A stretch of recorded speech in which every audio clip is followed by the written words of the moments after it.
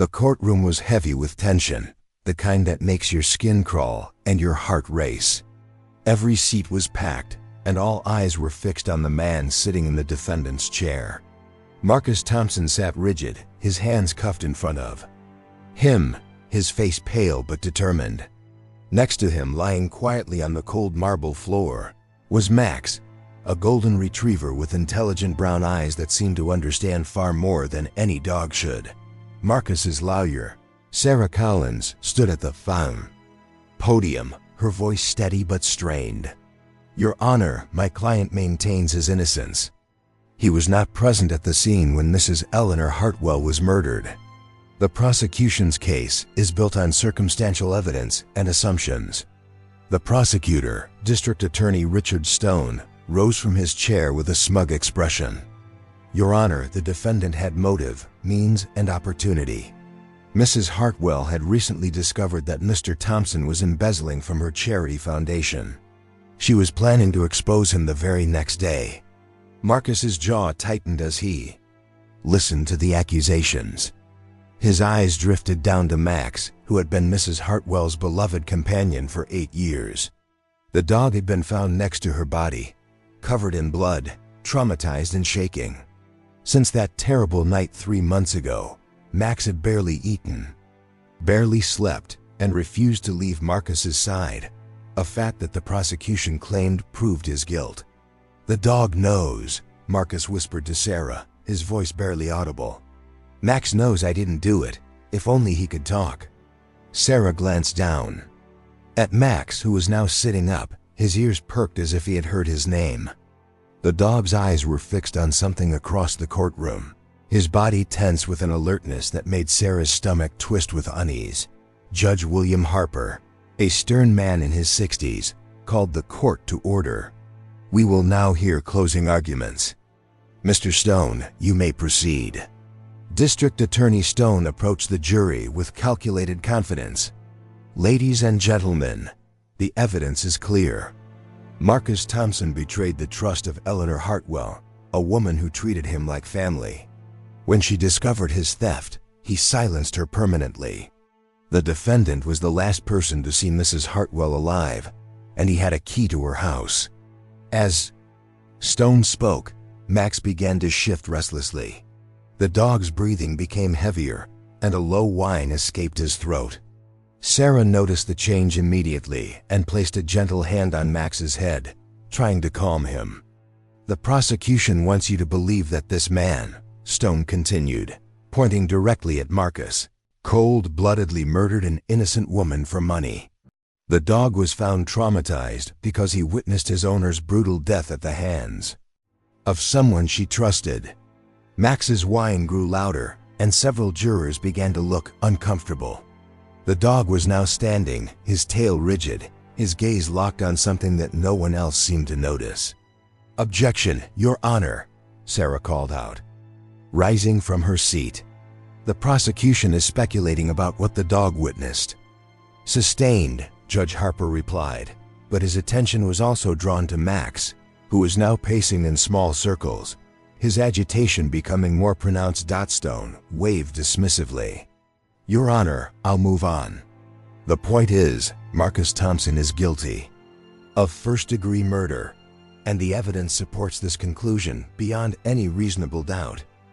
As Stone returned to his seat, Sarah stood up for her closing argument. Her hands were trembling slightly as she approached the jury, Max's increasingly strange behavior making her nervous. "Ladies and gentlemen of the jury," Sarah began, her voice growing stronger with each word, "you're being asked to convict an innocent man based on assumptions and coincidences. Yes, Marcus worked for Mrs. Hartwell. Yes, he made mistakes with the charity's finances, mistakes he was trying to correct. But murder, never." Max suddenly let out a sharp bark that echoed through the silent courtroom. Everyone turned to look at the dog, who was now standing rigidly, his eyes fixed on someone in the gallery. Sarah paused, her heart racing as she followed Max's gaze. "The prosecution wants you to believe that Max's trauma proves Marcus's guilt," Sarah continued, her voice wavering slightly. "But what if it proves the opposite? What if Max knows exactly who killed Mrs. Hartwell, and it wasn't Marcus? Another bark, louder this time. Max took a step forward, his entire body tense with purpose. Judge Harper frowned and looked toward the bailiff. "Miss Collins, please control your witness," the judge said, a hint of confusion in his voice. Sarah's heart pounded as she realized what was happening. "Your Honor, I know this sounds unusual, but Max was the only witness to Mrs. Hartwell's murder.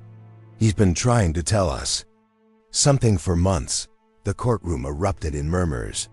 Some people laughed nervously, while others leaned forward with interest.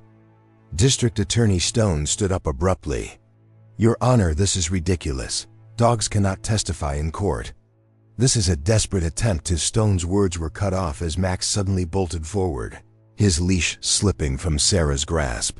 The dog ran directly toward the gallery, his barks echoing off the walls like gunshots. People scrambled out of their seats as Max charged through the rows, his focus laser-sharp on one specific target. "Max!" Marcus called out, straining against his cuffs. "What is it, boy?" The dog stopped directly in front of a middle-aged man sitting in the third row. The man's face had gone pale, and he was trying to stand up, but Max blocked his path, growling low and dangerous. The man wore an expensive suit and had been taking notes. Throughout the trial, someone Sarah had assumed was a journalist or court observer. "Get this dog away from me!" The man shouted, his voice cracking with panic. Max single quotes growling intensified, and he began barking again, his body positioned in a way that clearly indicated he was preventing the man from leaving. The bailiff moved toward them, but Sarah held up her hand. "Wait," she called out. "Your Honor, Max has never behaved this way before. He's the gentlest dog I've ever met. There's a reason he's reacting to this man." Judge Harper stood up, his gavel in hand. "This is highly irregular." "Bailiff, remove the dog." "No, please." Marcus stood up as much as his restraints would allow. "Max knows something. He's been trying to tell us for months." The man in the gallery was now visibly sweating, his eyes darting toward the exits. "This is insane. I'm just here observing the trial. I don't even know these people." But Max wasn't backing down. The dog's barking had become more urgent, more desperate, as if he was trying to communicate something vital. Sarah felt her pulse quicken as she studied the man's face. There was something familiar about him, something that nagged at the edge of her memory. "Sir," Sarah called out, her voice carrying across the courtroom, "could you please state your name for the record?" The man hesitated, his face flushing red. I don't have to answer that. I'm not on trial here." "Your Honor," Sarah pressed, "I believe this man may have relevant information about Mrs. Hartwell's murder." Max clearly recognizes him. District Attorney Stone was on his feet again. "Your Honor, this is a circus. Dogs cannot identify suspects." But Judge Harper was studying the scene with growing interest. Max had stopped barking but remained in position, his body blocking the man's exit, his intelligent eyes never leaving the stranger's face. "Sir," Judge Harper said firmly, "please identify yourself." The man looked around desperately, realizing that all eyes were now on him. David Mitchell. "I'm a freelance journalist covering the trial." Max let out another sharp bark as if disputing this claim. Sarah's mind raced as she tried to place the name. Then it hit her like a thunderbolt. "David Mitchell," she repeated slowly. "You were Mrs. Hartwell's business partner 15 years ago. You co-founded the charity with her." The man's face went white. That's ancient history. I haven't spoken to Eleanor in years. Then why is Max reacting to you this way?" Sarah demanded. "He's been traumatized for months, but this is the first time he's shown any aggressive behavior." "What did you do to Mrs. Hartwell?" The courtroom was dead silent now, everyone waiting for Mitchell's response. He looked around, frantically, sweat beading on his forehead. "This is ridiculous," he stammered. "I'm leaving." But as he tried to push past Max, the dog growled menacingly and refused to move. The bailiff approached cautiously, unsure of how to handle the situation. "Mr. Mitchell," Judge Harper said sternly, "I'm going to ask you to remain seated until we can sort this out." Marcus was leaning forward in his chair, his eyes wide with hope for the first time in months. "Max knows," he whispered. "He's been trying to tell us all along." Sarah's mind was racing as pieces of the puzzle began to fall into place. "Your Honor, I request a brief recess to research Mr. Mitchell's connection to Mrs. Hartwell." "Absolutely not," Stone interjected. "This is a publicity stunt. The defense is trying to create reasonable doubt by—" His words were interrupted by a commotion from the gallery. Mitchell had tried to make another move toward the exit, but Max had positioned himself directly in the aisle, his body language making it clear that he wouldn't let the man pass. "I have rights," Mitchell shouted, his composure completely shattered. "I don't have to stay here." "Sir," Judge Harper's voice boomed through the courtroom, "you will remain seated, or I will hold you in contempt." Sarah turned to Marcus, whose eyes were filled with tears. "He knows," Marcus said quietly. "Max has been trying to protect me all this time." The dog remained in position, his unwavering focus on Mitchell beginning to unnerve everyone in the courtroom. There was something almost human about Max's determination, as if he understood exactly what was at stake. "Your Honor," Sarah said, her voice gaining strength, "I believe Max is trying to tell us that Mr. Mitchell was present at the scene of Mrs. Hartwell's murder. Dogs have incredible memories for scent and recognition. If Max saw this man that night... This is insane." Mitchell burst out, his face now red with panic. "You're going to convict an innocent man based on a dog's behavior?" But his outburst only seemed to agitate Max more. The dog began barking again, this time with an intensity that made everyone in the courtroom uncomfortable. It was as if Max was trying to tell them something urgent, something that couldn't wait. Judge Harper banged his gavel. "Order! Order in the court!" But the damage was done. Mitchell's reaction had been too extreme, too panicked for someone who claimed to be just an innocent observer. Sarah could see doubt creeping into the faces of the jurors, and even Stone looked uncertain. "Your Honor," Sarah pressed, "I request that Mr. Mitchell be questioned under oath about his whereabouts on the night of Mrs. Hartwell's murder. This is a witch hunt."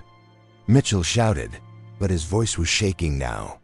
"I won't be harassed by..." He stopped mid-sentence as Max suddenly sat down and tilted his head, as if listening to something only he could hear.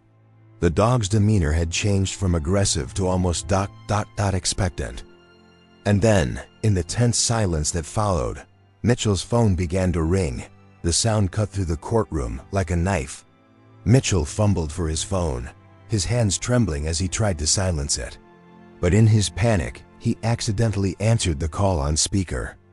"David, David, are you there?" A woman's voice echoed through the courtroom. "The police were just here asking about Eleanor's murder. They said someone saw your car near her house that night. What's going on?" The courtroom erupted in chaos. Mitchell lunged for his phone, but Max was faster, barking loudly and positioning himself between Mitchell and the device. The voice on the phone continued, unaware of the audience she now had. "David, you promised me you only went there to talk to her about the money. You said you never went inside." Mitchell's face crumpled as he realized his world was collapsing. Around him, "Shut up," he screamed at the phone. "Just shut up," but it was too late. The damage was done. Sarah felt her heart racing as she looked at Marcus, whose face was a mixture of relief and vindication. "Your Honor," Sarah said, her voice steady despite the chaos around her, "I believe we have our answer." Judge Harper was banging his gavel frantically, trying to restore order. "Bailiff, secure Mr. Mitchell immediately." But Mitchell wasn't going down without a fight. He pushed past several people in his row, trying to reach the exit. Max, however, had other plans. The dog bounded after him, his barks echoing through the courtroom as he chased Mitchell toward the doors. "Stop!" Mitchell screamed as Max caught up to him. "Get away from me!" But Max didn't attack. Instead, he simply sat down in front of the doors, blocking Mitchell's escape route. The dog's message was clear. No one was leaving until the truth came out. The bailiff reached Mitchell and grabbed his arm. "Sir, you need to come with me. This is all wrong." Mitchell protested as he was led away.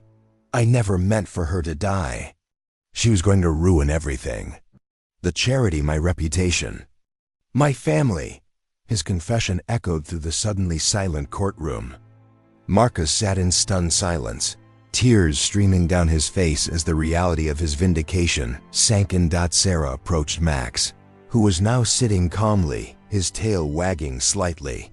"Good boy," she whispered, her voice choked with emotion. "You did it. You saved him." Max looked up at her with those intelligent brown eyes, and for a moment, Sarah could have sworn she saw understanding there. The dog had known all along. He had been trying to tell them for months, and finally, someone had listened. Judge Harper called for order one final time. "In light of this new evidence, I am dismissing all charges against Marcus Thompson. Mr. Thompson, you are free to go." The courtroom erupted in applause as Marcus's cuffs were removed. He immediately dropped to his knees next to Max, wrapping his arms around the dog who had saved his life. "Thank you," Marcus whispered into Max's fur.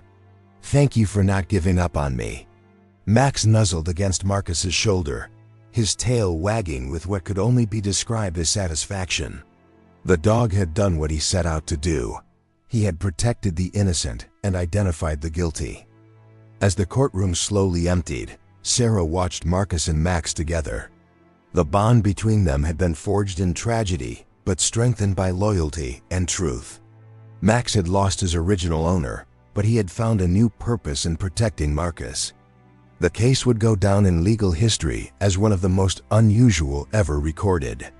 But for Sarah, Marcus, and Max, it was something much simpler. It was justice served by the purest form of loyalty imaginable. Outside the courthouse, reporters swarmed around Marcus and Max, eager to capture the story of the dog who had solved the murder. But Marcus only had eyes for his four-legged savior, the dog who had believed in his innocence when no one else would. "Dogs never lie," Marcus told the cameras, his hand resting gently on Max's head. "They see the truth even when we can't." Max looked up at his new owner with contentment in his eyes. He had done his job. Justice had been served. And most importantly, he had found his new home with the man he had worked so hard to save. The truth, as they say, had set them both free.